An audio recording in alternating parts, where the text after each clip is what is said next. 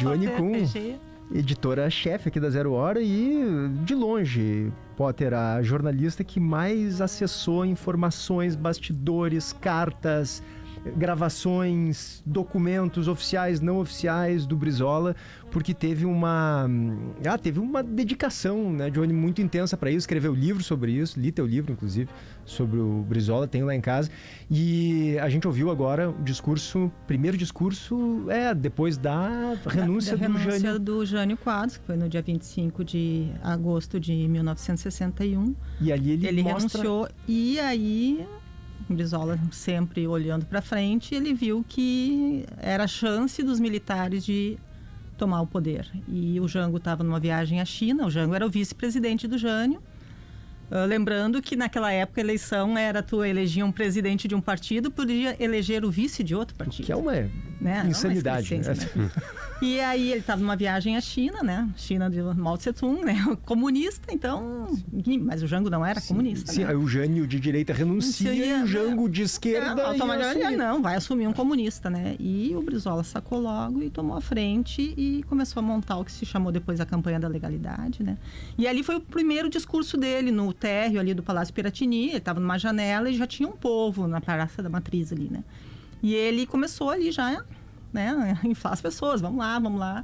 E logo na sequência ele confiscou os equipamentos da Rádio Guaíba, que era a emissora que tinha maior alcance, né, no estado na época, e levou para os porões do palácio, e ali ele montou a rede da legalidade, né? E aí ele conseguiu se comunicar com o país, não só com o Rio Grande do Sul, como com todo o país, né? Então ali ele foi o grande lance dele na legalidade foi ter montado essa rádio, né? Essa cadeia, porque daí outras emissoras começaram a se juntar e retransmitir os discursos dele. E aí ele mobilizou o estado inteiro. O personagem, ele é muito grande porque ele também está muito adequado ao tempo, né? O Brizola com a internet seria maior ou menor personagem? O Brizola com a internet ele provocaria, digamos, um racha, né? Racharia as redes sociais, né? Porque ele era amado e odiado.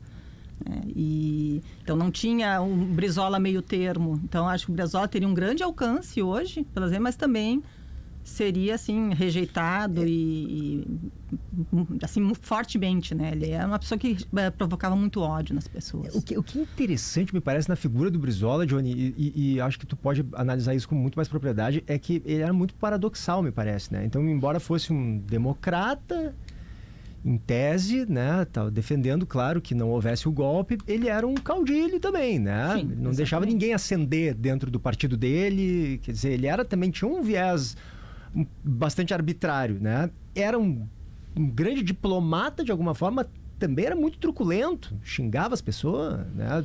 Tem o clássico do Lula, ele chama de sapo barbudo, é só um exemplo, enfim. Aliás, uma correção a Rosane, né?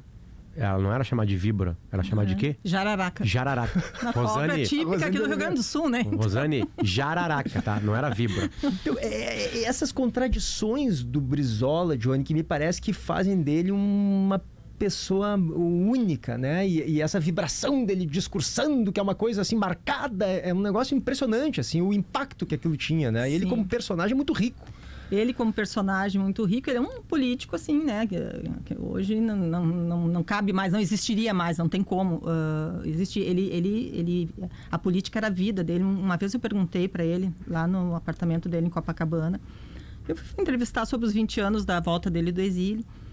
E ele, assim, muito doméstico, né? O Brizola, na vida privada, era doméstico. Ele fiscalizava a geladeira para ver se tinha comida, mandava a governanta dele lá arrumar tal coisa. Então, ele era um homem assim.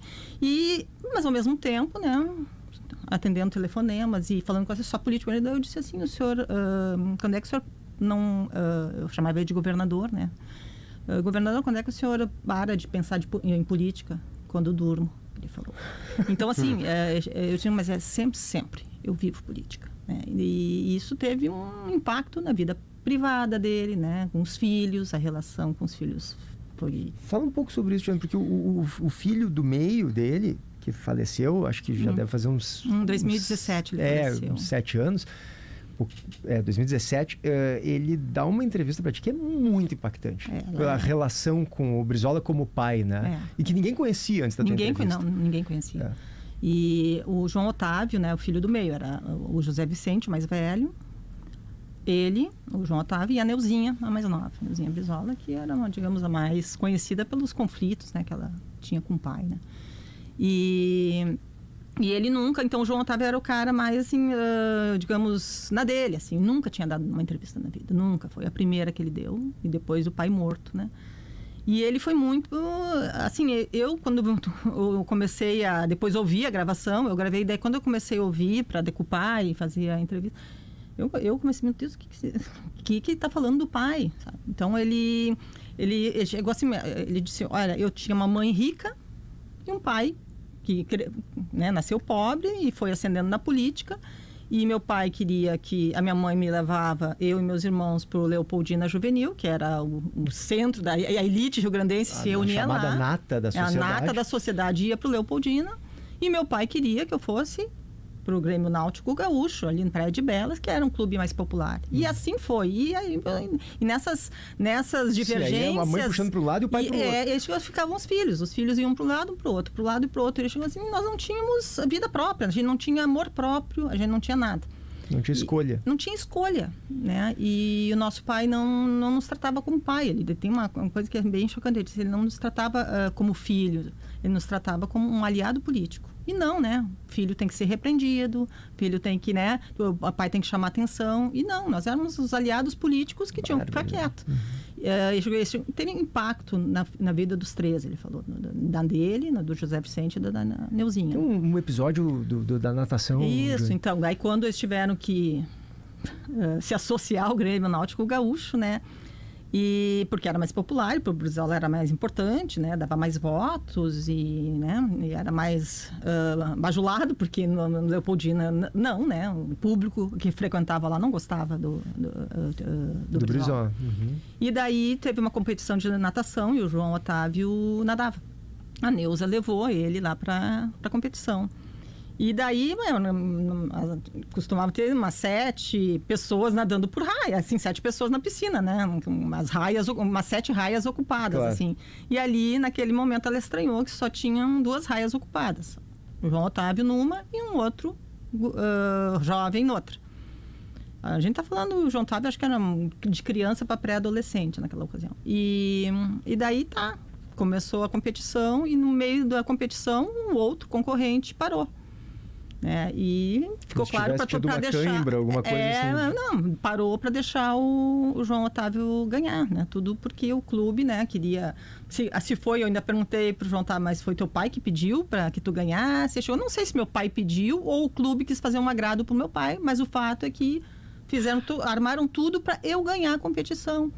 E ele chegou, e a minha mãe, eu ainda chegou assim, meio criança, não tinha noção, mas a minha mãe viu aquilo e enlouqueceu, assim, me tirou de lá pelos bairros, disse, tu nunca mais pisa aqui.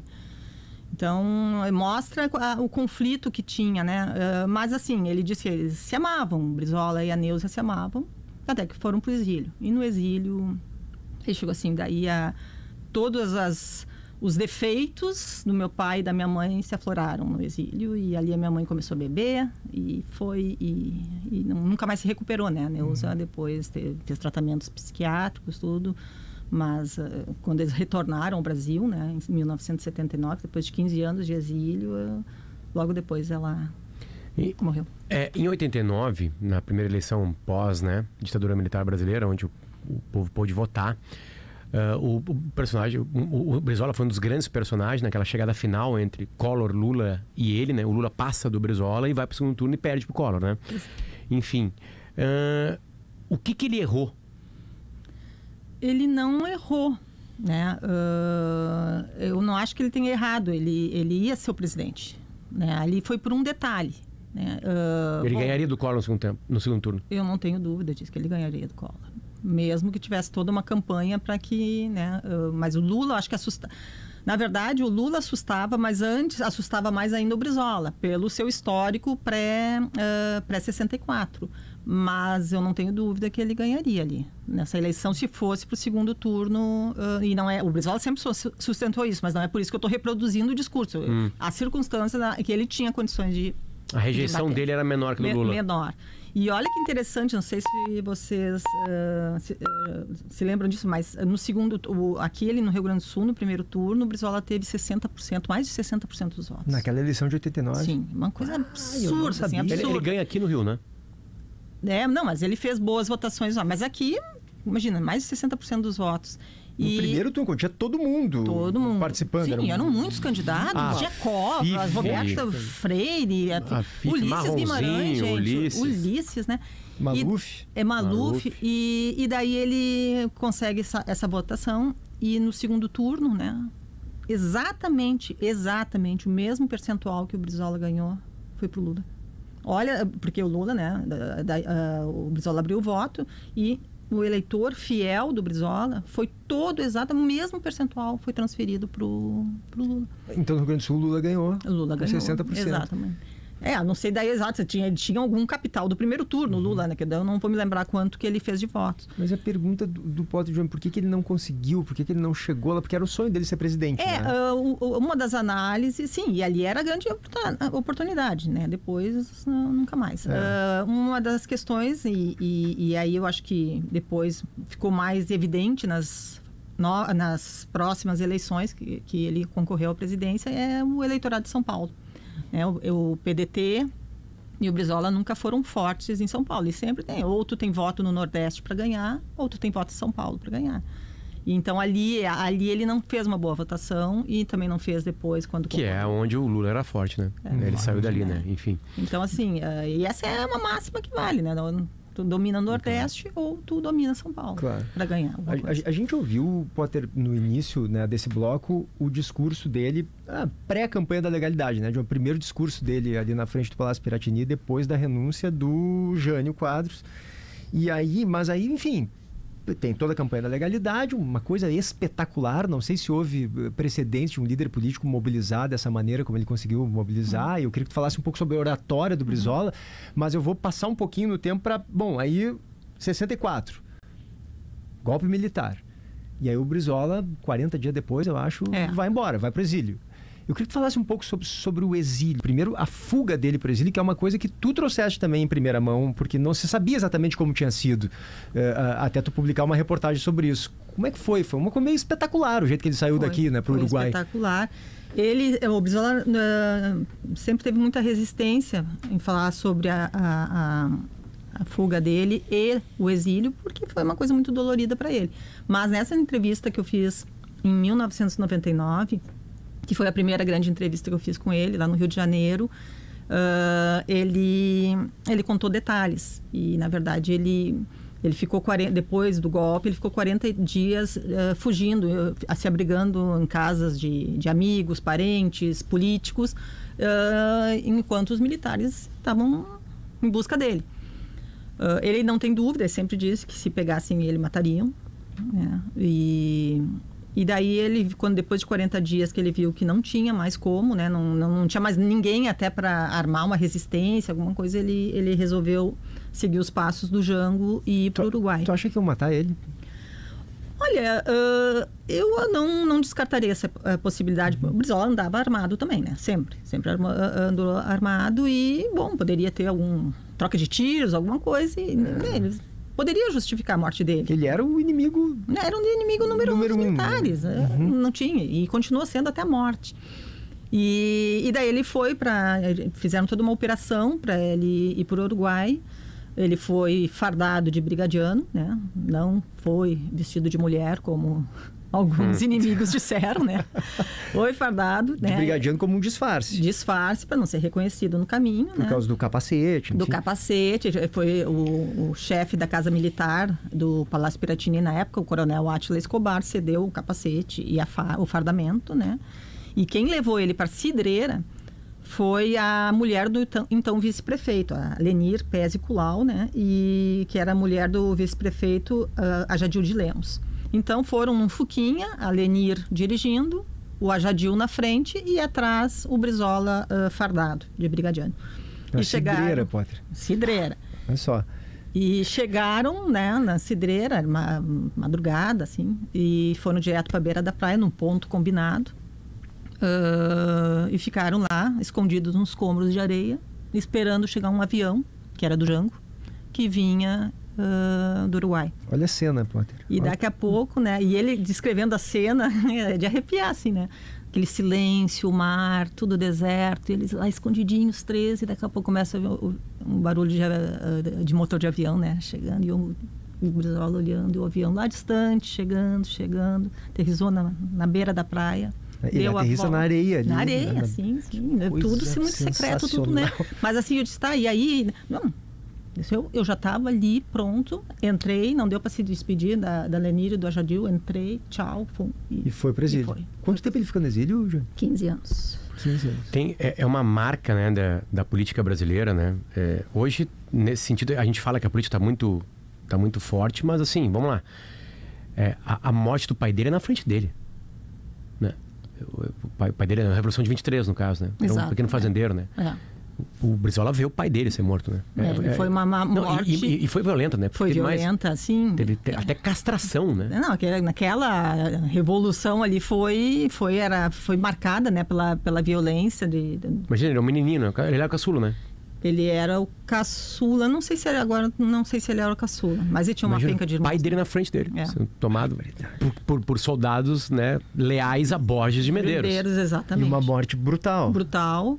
E isso, o Brizola costuma dizer que isso aí, digamos, definiu a personalidade, o caráter e os rumos da vida dele. Sim, né? Porque a política assassinou o pai dele. Na frente dele, com extrema violência, enfim. E talvez, não sei, eu não sei como é que era a personalidade do Brizola quando criança, mas o fato é que o Brizola entrou na política a ferro e fogo, assim, ele não tinha um meio termo. O Brizola não era um conciliador, ele não era um conciliador, né? Tanto que ele não conseguia ninguém crescia dentro do partido, né? Porque ele não deixava, tinha que ser como ele queria. Então, essa personalidade forte dele, ele pagou um preço muito alto por esse estilo de fazer política. O filho dele acha que isso foi uma coisa boa para ele, né? Não fazer conchavos, conciliações. Mas não sei, talvez o Brizola não teria pago um preço tão alto que foi ir para o exílio, né? Isso aí destruiu a vida dele. Interessa mais uma questão paradoxal, me parece, do Brizola, porque realmente ele era muito agressivo nos discursos, né? Claro que ele deve ter colhido depois consequências disso que talvez não tenham sido boas. Mas não, por outro lado, para a saúde, certamente. E ele brigou com muita gente, e eu queria até que tu falasse como é que ele tratava os inimigos, mas também os aliados, né? Então, mas por outro lado, tu me corrige se eu estiver errado, eu me lembro assim que quando o Brito foi governador de estado, o Brizola era de esquerda, em tese, o Brito era ideologicamente... nacionalista, clássico. Antagônico ao Brizola, nacionalista. E ele apoia o Brito, porque acho que ele entende ali que poderia... Depois, em 94, né? Depois, na segunda tentativa de eleição do Brito. Quando ele perde pro Olívio. Pro Olívio. Então tem isso também, o Brizola, ele sabia fazer aliança com quem ele não era tão próximo para atender os interesses dele, né? Sabia. Se aliou o PDS também do Maluf em alguns estados. Então tinha isso, mas tudo para porque a forma de chegar ao poder, em determinado momento ele viu que ele não ia mais ser candidato, ser presidente da República. Mas ele tentar chegar ao poder, né, aliado a algum partido que tivesse condições, ele chegou a se aliar ao Lula também.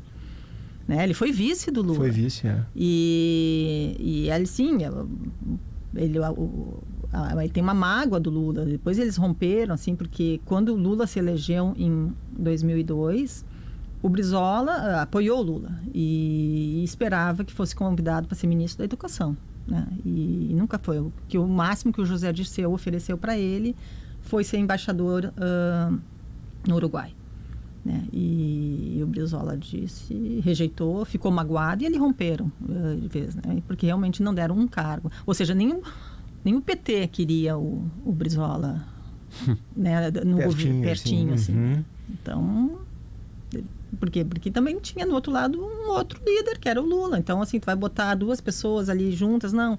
Então, são duas estrelas muito né? fulgurantes, muito brilhosas. Animais políticos, né? Animais políticos, exatamente. Mas assim, falando, ele tinha umas características, né? Por exemplo, ele foi muito inimigo da turma do Brito por causa das privatizações, né? Antes, quando o Brito se elegeu em 94, Isso. e daí, né, conduziu todas aquelas privatizações. E ele ali foi radicalmente contra. Radicalmente contra. Depois apoiou o Brito. Depois apoiou. Então, essa é a política, né? E daí ele quando ele não gostava de uma pessoa, né? Ele tinha uma característica muito engraçada. Então tinha um deputado que era o líder do governo Brito na Assembleia, o Mário Bern, um médico, né? E que era aquele da tropa de choque, assim, né? E pegava e falava e criticava. Então tinha um pouco antes do Brizola desembarcar em Porto Alegre, uma ocasião, ele tinha dado uma entrevista, mas assim, metendo pau no Brizola. E o Brizola nada, não respondia. Aí desceu no aeroporto Salgado Filho, no antigo terminal, né? Eu estava lá, né? Daí, para a coletiva, que ele adorava dar uma coletiva lá na sala VIP que tinha. E daí Daí a gente perguntou, acho que até foi eu que perguntei, e sobre o deputado Mário Berg, que disse que o senhor ia isso. Não, e sobre as críticas que o senhor está respondendo. Pronto, eu não falei do nome do deputado. Daí ele chegou, olha, eu sei que estão me criticando. Teve um deputado aí, como é? Meu nome. Daí, quando ele não gostava... Ele fazia essa onda, né? Claro que ele sabia o nome. Meu nome... né? É Mário Berni? Bicho Berni, né? Mário Berni? E daí todo mundo... daí, né, os aliados políticos dele, todo mundo, não, é Mário Berni. Isso, Mário Berni. Mas ele sabia, né? Já tinha respondido. Debochado, né? Exato, já tinha respondido, né? Mário Berni. Esse era o Brizola. Tipo, não vou levar em consideração a opinião... Claro, cara que eu nem sei o nome. Exato. Assim que ele mas isso ele fazia, né? Com frequência, né? Quando ele o Colares passou a fazer isso mais tarde, né, Johnny? Meio parecido, tinha uma estratégia meio semelhante. Isso aí a gente aprende desde... Isso aí é uma coisa absolutamente infantil, uma brincadeira mágica. O Colares brigou com o vereador, te lembra disso? A Johnny era minha editora de política, eu era repórter, a Johnny minha editora. E aí o Nereu Dávila e o Colares brigaram. O Nereu Dávila era vereador do PDT na época. E aí eu ligo pro Colares e digo assim, o vereador Nereu tá dizendo que vai levar o senhor pro Conselho de Ética. E ele diz assim, quem é Nereu? Não conheço nenhum Nereu. Ele é do PDT? Relação com a imprensa, Johnny, né? Tu teve muita relação por causa do teu trabalho, né? Enfim, obviamente, tapas e beijos, né? Era assim, né? Tapas e beijos, sim. Então, assim, eu desde o início, eu via o Brizola, eu lá, não como repórter de política, eu via o Brizola, que minha chefe, Rosane de Oliveira, mandava nas coletivas, né? Eu ia lá. Desculpa, a Jararaca. Que horror! Uma Jararaca! Que barbaridade. E daí eu ia para as coletivas, né? E desde cedo ali, né, eu via nele um personagem da história, né? Então, eu estava olhando mais para frente. Eu sabia que ele ia um dia entrar para as páginas da história, né? Porque não são todos políticos que entram, tem alguns que claro, não ganham nenhuma vírgula na história. E então eu comecei a ter esse olhar também, né? Mais para frente. Por outro lado, tinha que fazer as matérias que eram necessárias. E o PDT era assim, era um partido assim maravilhoso de cobrir, porque estava sempre em briga. Sempre brigado. Então, para um repórter de política, isso era fantástico, né? É verdade. E daí a gente sempre tinha novidade. E daí fazia as reportagens, né? Mas aí eu não era ninguém para ele, né? Não me conhecia, né? Até que um dia eu tentei fazer esse depoimento, entrevistá-lo sobre os 20 anos da volta dele do exílio, que foi em 99. E eu procurei o Sereno Chese, né? O ex-prefeito, que era o braço direito do Brizola, depois eles romperam, né? E pedi pelo Chese se ele conseguia fazer esse meio de campo para eu ir até o Rio de Janeiro entrevistá-lo. E consegui.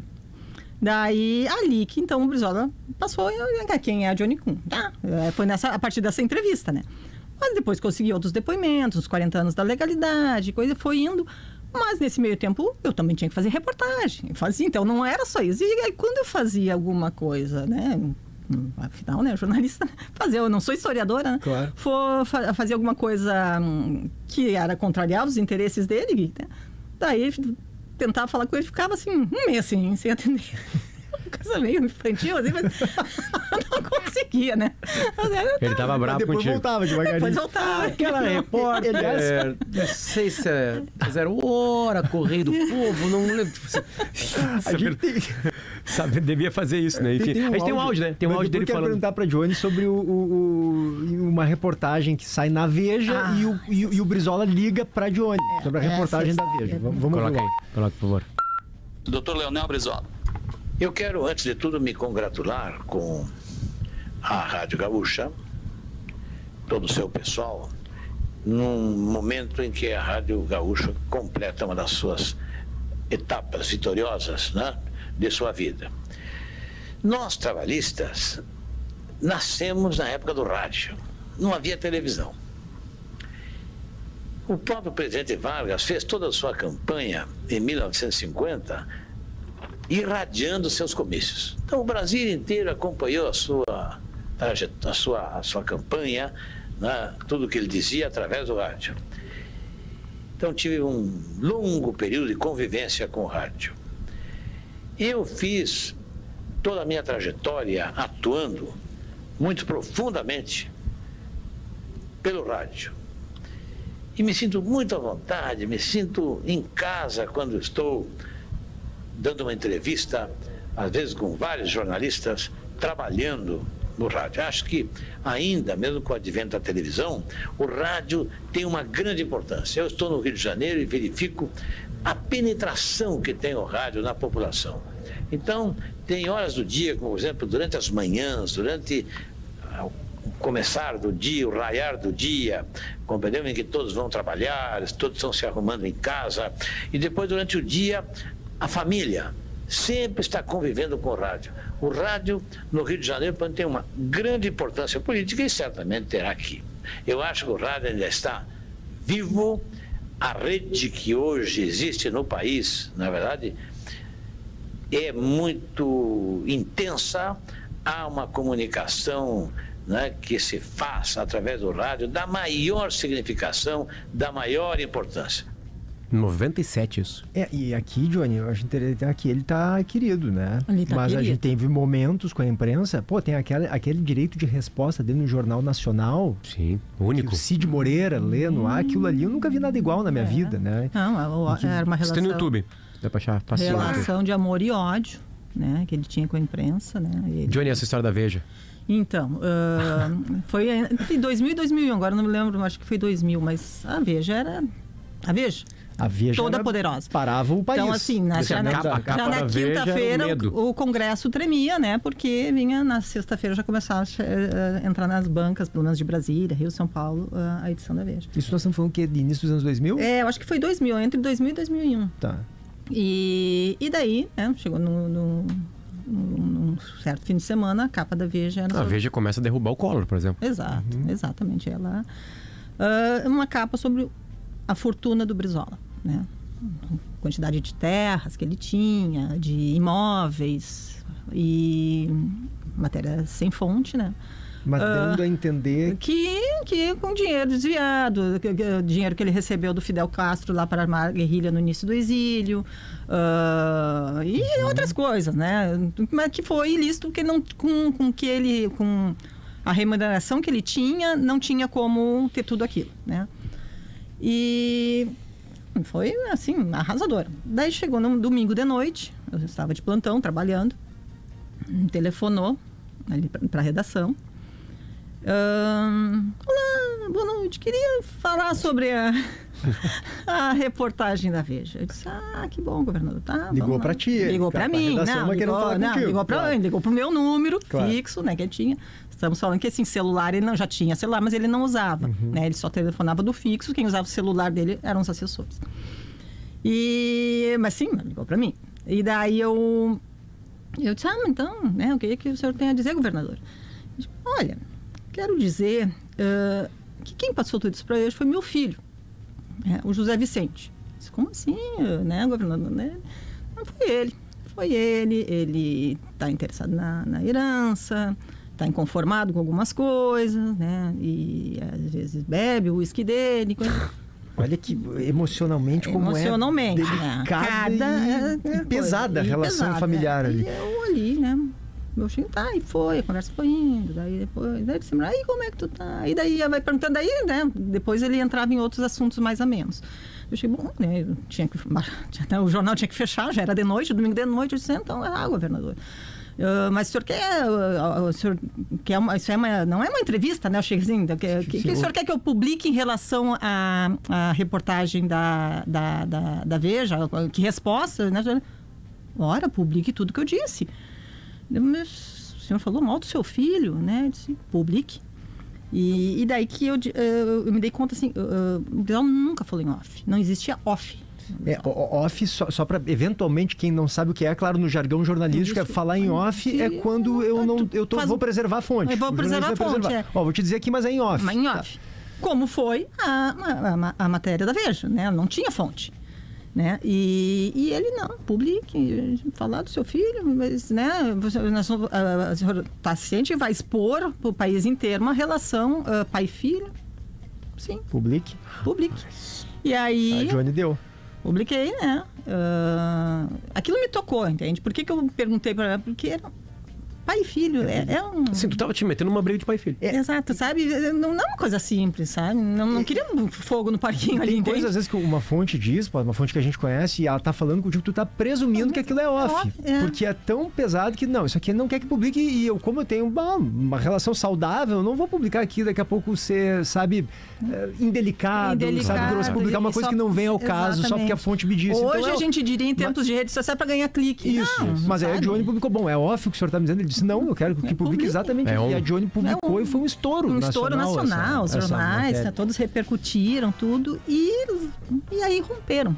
Né? Nunca mais. Né? Romperam. Pai. Johnny, nosso tempo acabou. Tem mais em 0 Horas de ZH, né? Isso, tem um especial publicado hoje. Absolutamente especial. Já está no ar. Está no ar desde cedo, né? Com todas as grandes reportagens que eu fiz com o Brizola.